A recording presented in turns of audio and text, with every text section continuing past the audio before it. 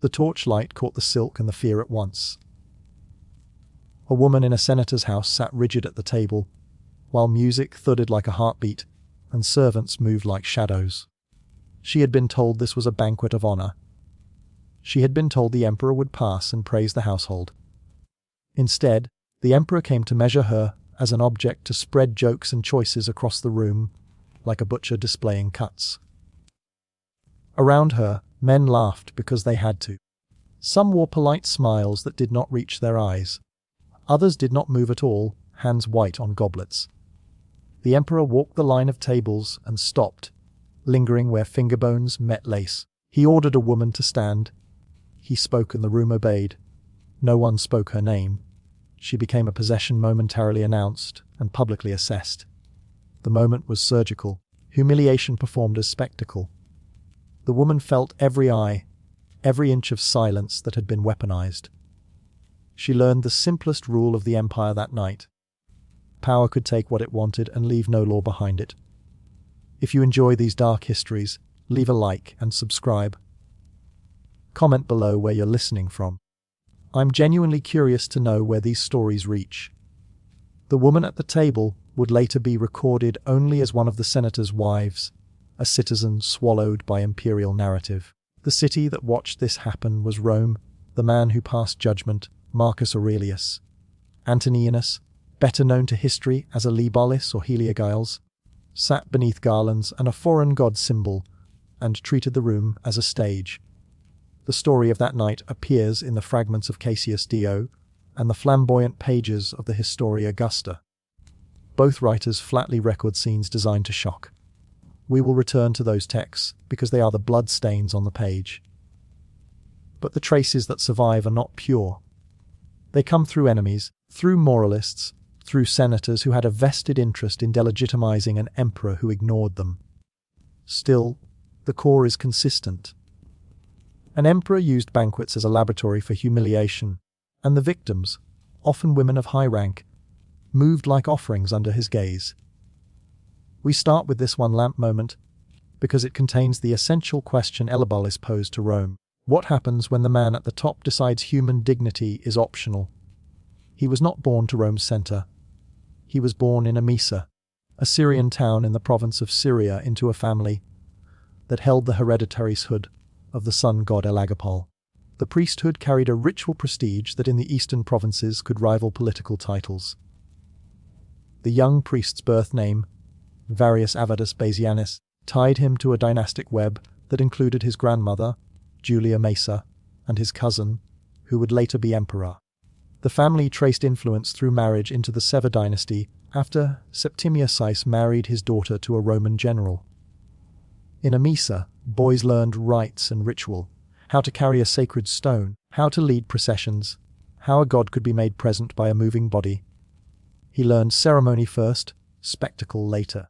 Those early lessons mattered because they taught him the most dangerous thing an emperor could possess: the belief that ritual could reshape politics. The cult of the Amian sun was not incidental to his rule. It was the fuse of his reign. The ceremonies he knew in a provincial temple would be carried to the Palatine, and there the lines between god, priest, and emperor would blur until Rome could no longer tell where religion ended and tyranny began. Varius's household was unusual. His mother Julia Soius and his grandmother Julia Musa were women of political instinct. When the Sever line cracked after the death of Caracalla and the short reign of Macrinus 270s to 18 AD, these Julias saw an opening. They had blood to claim. They had sons and nephews. And they knew how to move money and loyalty among legions. The Syrian legions stationed near Antioch were far from the daily scrutiny of Rome's Senate, and often sympathetic to local dynasties. Julia Mara would later be explicit in the court histories as the architect who pushed her grandson forward. Her maneuvering is recorded in Cassius Dio Roman History Book 80 and repeated with different color by the Historia. They placed young Varius at the heart of a claim that combined sacred office and imperial blood. A priest of Elagabalus presented as a legitimate heir to the Severe line. What begins in the provinces as a local claim supported by money and soldier loyalty would soon arrive at the gates of the city and break Rome's fragile rituals of governance. The march on power was not a single thunderclap. It was a composed campaign of persuasion and force. Soldiers who had grown accustomed to being paid well by Eastern elites found Mai's coin persuasive. The legions proclaimed the boy emperor in 218 AD under the name Marcus Aurelius Antoninus, the name the Severs had weaponized to claim continuity. They moved south and forces loyal to Macrinus were met and routed. Macrinus himself would be killed and Rome opened a vacancy at the top of the imperial ladder. The young priest arrived in Rome as a product of a quick provincial revolution, an outsider whose claim had been bought with gold and clamoured into being with steel. He was no military genius. He was a symbol lifted by the ambitions of women and soldiers. Still, symbols can become real in the hands of empire. Rome's elites in the city were stunned. A 14 to 18-year-old, sources differ on his exact age of accession, took the purple. The Senate could scream, vote, strip honours. In the end, the legions and imperial household mattered most. That reality allowed Elagabalus to try things no Roman emperor had attempted in living memory: to remake religion, to remold ceremony, and as observers would later note with fury, to remake the boundaries of private life inside the palace. Arrival in Rome enlarged his instruments. He took a retinue of Syrian priests, the sacred black stone of Elagabalus, an object the court historians described as a meteorite, and he set about integrating this provincial cult into Rome's sacral geography.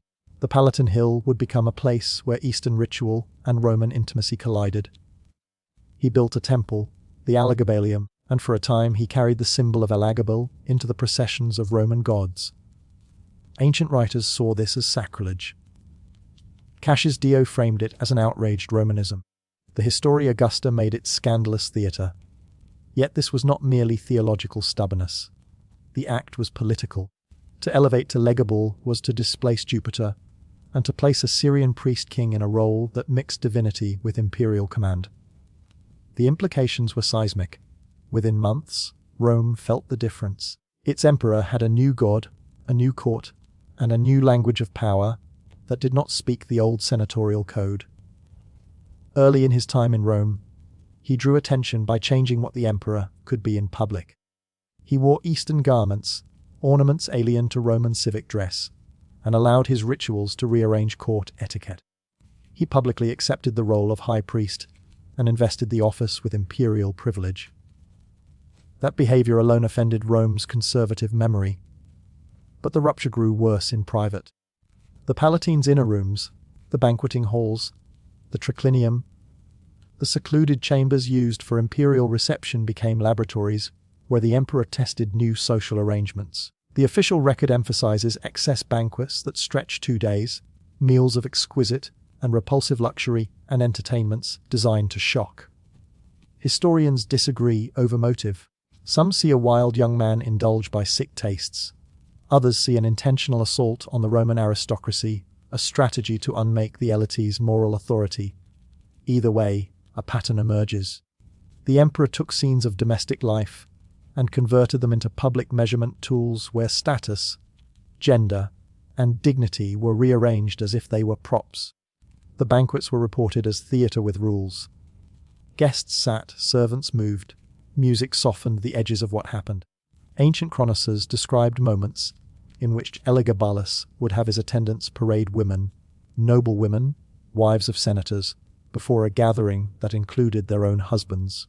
Those husbands were expected to be amused, to applaud, to accept. The sources are specific in the accusation. Guests were reduced to an audience. Women became objects of imperial commentary. Cassius Dio's description reads like a legal complaint against an emperor who weaponized spectacle. The Historia Augusta, with its moral outrage, amplifies the details. Mock weddings, insults, and forced performances. We cannot take every intimate detail as literal fact. The sources were writing to discredit a ruler whose values they found aberrant. But patterns repeat across accounts. When stories replicate in hostile writers, they point to a truth more than a grapevine rumor. The emperor's banquets functioned as instruments of power and public humiliation.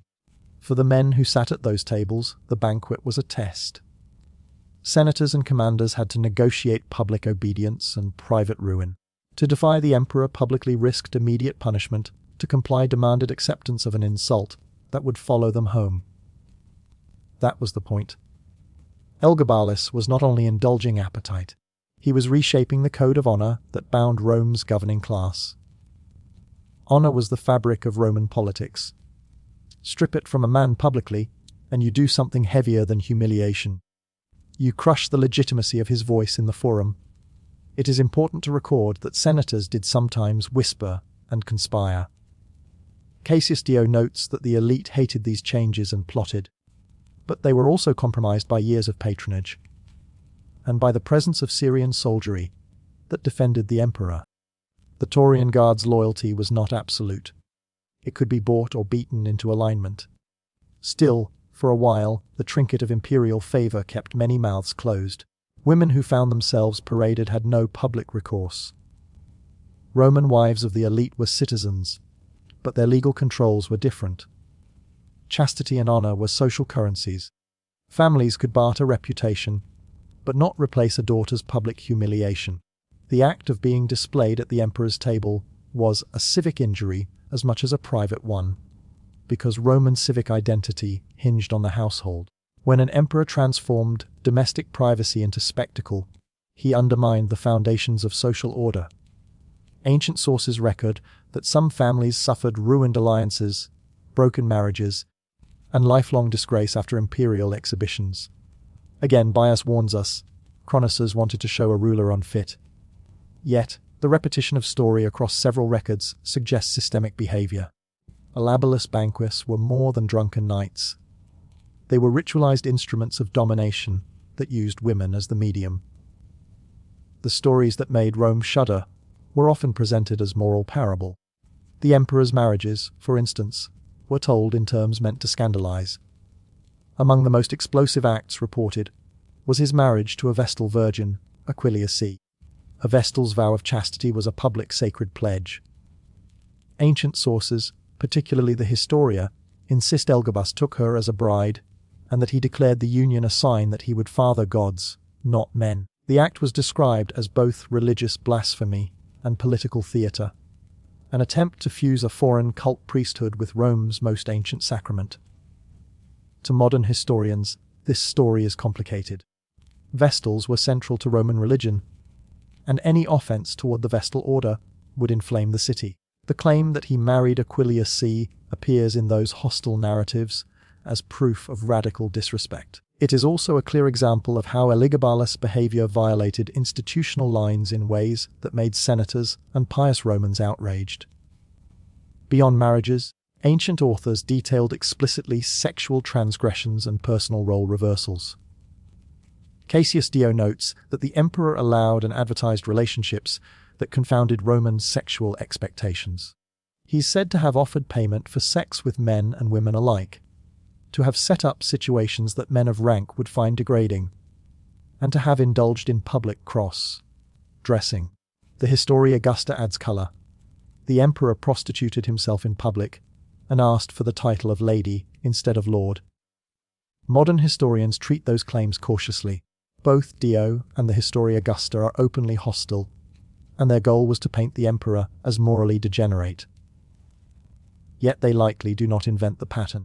Elagabalus openly rejected Roman norms of gender and piety in ways that threatened foundational institutions. Whether every lurid detail is factually precise is arguable. Whether the cumulative image is accurate is less so. It is clear that his reign manifested an overt challenge to Roman social codes. Behind the scandalous anecdotes lay a political machine run by women who had revived their families' fortunes. Julia Messa and Julia Suyas were always present figures in accounts of the emperor's reign. Messa in particular had shrewdly placed her grandson on the throne. Once he was in power, she attempted to manage the chaos. Ancient sources indicate she tolerated much, because the throne belonged to the family line, and because she feared reprisals if the emperor were replaced. Her role is a vital reminder. The palace was not a theatre of chaos without management. The emperor sometimes hurt himself politically, and when he did, the Julius tried to repair the damage. That tension between the emperor's impulses and his family's political calculations informs many episodes. She moved between protection, enabling, correction, and finally concession in the face of lethal opposition. Still, Mace's control had limits.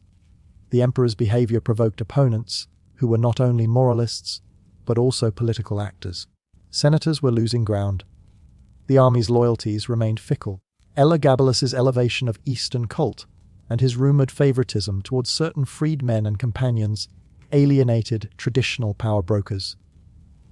He promoted people from outside the senatorial class. He lavished honors on Syrian associates, and he seemed to mock Roman ceremonial. This combination of religious innovation and social provocation is what made the banquet so threatening. They were the public face of a broader attempt to reorder Roman hierarchy. When private life becomes public spectacle, political order is at stake. That is the fear dissipating through the sources. Rome's conservative institutions could tolerate eccentricity in private, but they resisted a sustained public program that subverted their authority. The banquets themselves followed rituals Elagabalus invented. A guest would enter a lit atrium into a scene that contained both Roman eating customs and unfamiliar Eastern ornament, exotics, incense, saffron, sometimes descriptions of odd foods and animals. The emperor staged his tables to emphasize spectacle and vulnerability. Women were turned into ornaments, and sometimes into instruments of sexual display. Ancient accounts tell of mock marriages and forced embraces. The emperor's actions were theatrically cruel. They insisted on public proof of submission. This behavior had a second, more dangerous effect. It created guilt and complicity. Senators who participated, even from a place of coercion, were recorded by later chroniclers as morally stained. The theatre had a double audience: public spectators and private witnesses whose reputations the emperor could weaponize. The instruments of control were not just spectacle and fear. They were exchange and incentive. The emperor rewarded those who complied with offices, money, and public praise. He punished those who refused by public humiliation or exile. The palace's internal economy became a tool for securing loyalty. Soldiers, freedmen, and clients who served well received favor. Those who resisted were marginalized. The banquets fit this pattern. They were a social experiment where reward and punishment were visible and immediate. The effect was a court where silence had monetary value and dissent carried immediate cost. When collective power rests on personal favor, the system becomes brittle. A single violent whim can topple reputations and break networks that took generations to build. It is vital to note the human consequences beyond political calculations. Women who are paraded and displayed suffered lifelong damage. Records, often fragmentary, tell of ruined marriages, families that hid daughters, and households that closed off wings where shame was kept. Roman society's punitive moral economy meant that victims, not perpetrators, often paid the higher cost. A senator whose wife was humiliated lost social capital. Families arranged marriages to preserve honor, and sometimes found those honors eroded by imperial ridicule. In some cases, ancient sources record suicides and madness among the city's noble women. Again, the evidence is uneven. Chroniclers had political axes to grind, but the consistency of the pattern in hostile sources suggests we cannot dismiss the personal tragedies. We must treat them as political injury made corporal. The empire's violence landed in bodies in its own capital. The emperor's appetite for offense extended beyond sexual theatre. He reportedly forced men of rank to accept ignominious titles and made public jokes at private expense. The Historia Augusta tells of a senator compelled to act in a foreign costume. Another who had to be the emperor's servant for a night, Humiliation dressed up as entertainment. These acts did not merely aim to amuse an erotic court. They functioned as a language of dominance, to force a man of honor to grovel before the emperor in some degraded performance confirmed who held the power. Political memory recorded those scenes as violent because they subverted the very grammar of Roman authority. When dignity is available for purchase or denial at a ruler's whim, institutions that depend on mutual respect lose their coherence. The attempt to control Rome through shock failed politically, because institutions pushed back. The Taurian Guard at various points acted in ways that protected the emperor, and in ways that betrayed him. Loyalty in Rome depended on the balancing of favor and discipline. When the emperor's acts endangered the Guard's reputation, or when he elevated friends seen as undeserving, support could evaporate. The history suggests that by 221 to 222 AD, the palace climate had become unsustainable. The elites' anger, the army's restlessness, and the emperor's unpredictability produced a dangerous cocktail. Julia Messa, who had engineered the accession from Syria, began to plan contingencies. Her voice remained a political constant. She wanted her family's survival. The court's mood shifted from indulgence to fear, and then to decisive action. The conspiracy that brought an end to the emperor's life involved the Taurian Guard and members of his own household, who had grown wary of his rule. Ancient sources indicate the movement to remove him was both personal and institutional. The Guard who one day stood laughing in the emperor's banquets would be the same body that later turned its blades on him. Conspiracies in Rome were rarely elegant. They were messy, full of rumor, deliberate calculations, and sudden opportunities. When soldiers, nobles, and imperial kin agreed that the emperor's survival meant their ruin, they did what Roman political tradition allowed. They replaced him. The outcome was brutal, but it was also the predictable end to a regime that had collapsed its own support structures. Sources described the assassination as sudden and violent. Soldiers stormed into private chambers. The emperor, now a man whose image had become toxic in the city, was caught without the full protection of his Syrian retinue. They killed him, quickly in some reports, stabbing him repeatedly, and many note that his body was desecrated, dragged through the street, thrown into the Tiber, the exact details varying by writer. Cassius Dio records a version, the Historia Augusta another. This is the kind of end that converted rumor into myth. In a city primed by scandal, his death did not erase the wounds he had inflicted. It amplified them. The corpses in the palace were the final punctuation to a reign built on rupture.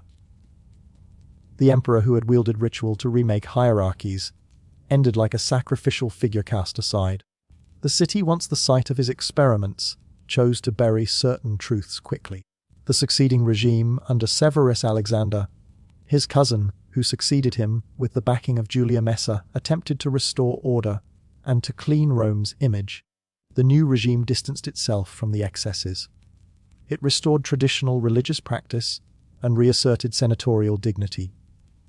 For the survivors of the Banquets, restoration meant, for many families, nothing like justice. The state's priority was stability, not retribution. The Julia retained influence by pivoting to the new emperor and promising a return to conservative ritual. That pragmatic choice saved the family from extinction, but allowed the memory of victims to be folded back into silence. After his death, writers set to work. Cassius Dio, a senator writing history, catalogued the emperor's excesses as signs of moral collapse. The Historia Augusta turned outrage into spectacle, adding details that read like scandalous theatre. Herodian included notes on the religious disruptions. Modern scholars read these texts with caution, understanding that they aimed to explain political failure with moral diagnosis. Bias colors every line, but the existence of bias does not imply fabrication. Institutional alarm recorded as moral horror by hostile chroniclers indicates something real occurred that disturbed Rome's governing classes. When elites deploy narrative outrage, it tells us what they feared losing: ritual primacy, honor codes, and the ability to govern private behavior through public norms. To assess the truth beneath rhetoric, historians weigh motive and consistency. Elagabalus's repositioning of religion is well documented beyond rumor. He built the Elagabalium and attempted to elevate a provincial cult into the center of Roman worship. That act alone explains elite hostility.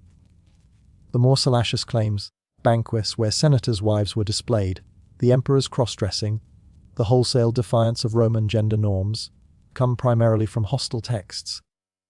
Yet, when hostile witnesses independently narrate patterns that align with political moves, their accounts gain plausibility. The result is a composite image, an emperor who used public ritual and private spectacle to unsettle the social contract of Rome. The victims were often women forced into the role of instruments in a political theatre aimed at the city's elite. The pain of the victims continued after the emperor's death. Families chose to protect honor by silence. Some daughters were married off quietly to distant men. Others were kept within their homes, hidden from public life. Roman law and custom meant that a woman's chastity and reputation had immediate political value. Families often chose strategies that prioritized restoration of social standing over the pursuit of public accountability. This is not an abstract judgment. It was a survival calculus. A senator with a disgraced daughter risked losing his clients, his alliances, and his public voice. The record shows this pattern repeated. Victims disappeared into private exile while the state moved on. The personal losses were lifelong. The material cover-up extended into official memory. The new administration did not initiate widespread criminal prosecutions. It rewired rituals to mend civic order. Caius Alexander's rule emphasized conventional pietas and reasserted senatorial privileges. The Julius had secured their political survival by trading excess for stability. The palace returned to a mode of rule meant to reassure, to remind Rome that the sacred rites and the social grammar would hold. Yet the intimate brutality of the banquets could not be fully erased. They remained as stories held in the pages of angry historians and in the quiet of households that had been used and betrayed. The literature that survived judged Elagabalus harshly. For historians like Cassius Dio, the emperor's decadence was a symptom of a deeper decay in the Roman elite. For centuries, the image of his rule became shorthand for moral collapse. The Historia Augusta, though written later, and with an agenda of its own, contributed grotesque details that stuck in the public imagination. An emperor who dressed as a woman, who married a vestal who prostituted himself. Images meant to scar the reader. Modern historians must disentangle spectacle from fact, but they also must not excise human suffering. When the historian's duty is to tell how institutions enabled abuse, these texts serve as evidence of systemic failure. Scholarship in the modern era asks uncomfortable questions. How much of the scandal is moralizing embellishment?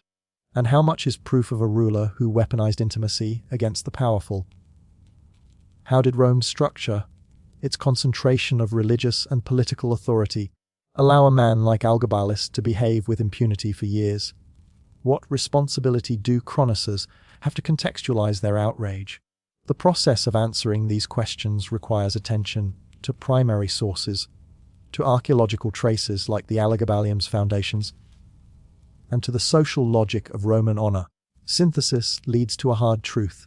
The emperor's acts, however exaggerated, intersected with real institutional vulnerabilities and had genuine human costs. The tale of the banquets matters because it reframes the usual structure of imperial violence. Historians' frameworks often think of armies, sieges, law codes. This story forces us to see state power operating on domestic life. An emperor could, by ritual and spectacle, make private bodies the scene of imperial policy. That strategy has a peculiar cruelty. It erases the boundary between public decree and private integrity. The banquets become a case study in how authority can be performed through degradation. For Rome, a polity built on the household as civic cell, the consequences were corrosive. If a household could be publicly humiliated without legal remedy, then law and custom had lost their teeth. The gender politics involved are important. Elagabalus's apparent rejection of Roman sexual norms threatened a system in which masculinity and public authority were tightly linked. Ancient writers weaponized this violation as proof of unfitness. Whether the emperor's personal gender identity would be labeled confidently by modern categories is irrelevant to the core historical claim. His behavior destabilized the codes that organized elite life. The consequence was not only personal sorrow, but political disarray. Men whose honor mattered in the forum found that honor ripped apart a table. That was the point of the banquets, to expose the fragility of a social contract dependent on private dignity. For the victims, There were no neat outcomes. Some attempted to reclaim life in remote villas. Others lived under a pool of silence. The social and psychological damage is recorded in hints: ghosted ceremonies, silent weddings, daughters kept far from the public eye. Some households treated a daughter's survival as a currency to be guarded. For those women who remained in Rome, their daily presence in social circles was a silent reminder of trauma. Society learned to move around those reminders rather than confront them. The arrangement preserved the elite's outward order, but not the souls of the traumatized. The palace's atmosphere lingered in memory. Servants who had served as witnesses carried stories into the next administrations. The new rulers used those stories to justify corrective policy and to underline their contrast with the former emperor. They emphasized restored decorum. In official rhetoric, a return to orthodoxy healed the city. For victims, rhetoric was little consolation. Restoring public ritual did not repair the intimate rending they had experienced. The healing Rome offered was theatrical. New sacrifices, new titles, public displays of piety designed to reassure the city that the moral order had returned. The legal aftermath is sparse. Rome's court records contain few indictments tied directly to the banquets abuses. Part of that was practical. Investigating crimes that took place inside the imperial palace meant exposing the state. Part of it was strategic. The new emperor needed to avoid digging deep into a scandal that would implicate too many powerful families and soldiers. Peace in this case meant suppression. For survivors, the state's reticence was betrayal. The choice to prioritize continuity over justice is an old political calculus. And in this instance, it prioritized the city's institutional survival at the expense of personal accountability. This calculus continued to shape Roman memory. Over decades, the story of Elagabalus hardened into a moral fable about excess and divine punishment. Literary art used his reign as a cautionary tale. Yet every moral fable simplifies. The more complex truth admits that the banquets were both political acts and personal crimes nested within a system that allowed them. Institutional silence and familial protection produced a double erasure. Crimes that were socially visible but officially invisible. The victims' lives were evidence of the state's failure to secure the private realm from public abuse. In assessing responsibility, historians look at structural problems. The Roman imperial system concentrated sacred and temporal power in one person. When that person combined a priestly identity with sovereign authority, the result was combustible. Elagabalus' elevation of a provincial cult into Rome's heart created an alternate set of loyalties that bypassed traditional institutions. The palace rituals replaced the forum's deliberations. If an emperor can reassign respect at the table, he can reorder politics in subtle permanent ways. The banquets stand as a case of symbol-level violence. Power appropriated the most intimate symbols, marriage, chastity, hospitality, and used them as weapons. The social language of Roman honor was turned into a means of humiliation. That strategic use of social norms is a classic method of domination. Instead of killing opponents outright, terrorize their households and social networks. The psychological and reputational damage can outlast any brief physical regime, poisoning alliances and eroding trust across generations. Modern readers must keep two things in mind. Source selection matters, and human impact cannot be abstracted away by PMIC. The ancient sources clearly testify to acts designed to outrage Rome's elite. They were not neutral.